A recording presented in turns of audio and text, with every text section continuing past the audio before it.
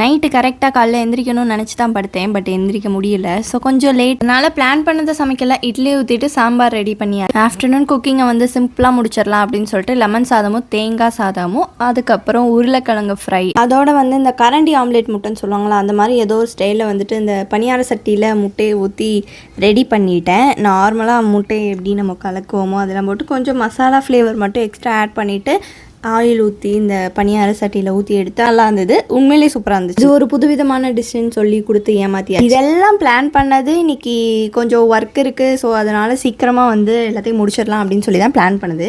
ஆக்சுவலாக வந்து என் ஹஸ்பண்ட் எனக்கு ஹெல்ப் பண்ணாமல் வந்து ஃபோன் பேசிகிட்டே இருக்கவும் கொஞ்சம் அப்செட் ஆயிடுச்சு. ஸோ வந்து நான் வரமாட்டேன் அப்படின்னு சொல்லிட்டு உட்காந்துட்டேன். ஆனால் நான் வீடியோ எடுக்கிறேன் அப்படின்னு சொல்லிட்டு அதுக்கப்புறம் இந்த ப்ராடக்ட் பாத்திரம் விளக்குறவங்களுக்கு தான் தெரியும் அதோட கஷ்டம். ஸோ பாத்திரம் விளக்கும் போது நம்ம சாப்பிட்டுட்டும் சரி அப்புறம் கெட்டு போயிடுச்சு அப்படின்னாலும் நம்ம அதை வந்து அதில் தான் ஊற்றுவோம்.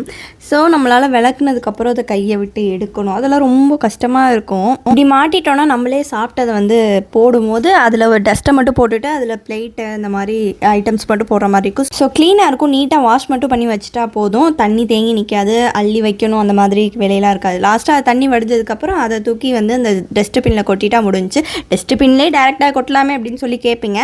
நம்ம அந்த மாதிரி தண்ணியோடு கொட்டும் போது அது கண்டிப்பாக வந்து டஸ்ட்பினில் கொட்டினா அது டஸ்ட்பின்னே தண்ணி ஆகிடும். ஸோ அதனால் இதுதான் பெஸ்ட். ஸோ உங்களுக்கு வேணும்னா லிங்க் கமெண்ட் பண்ணுங்கள். நான் உங்களோட டிஎம்க்கு ஸ்ட்ரெயிட்டாகவே சென்ட் பண்ணுறேன்.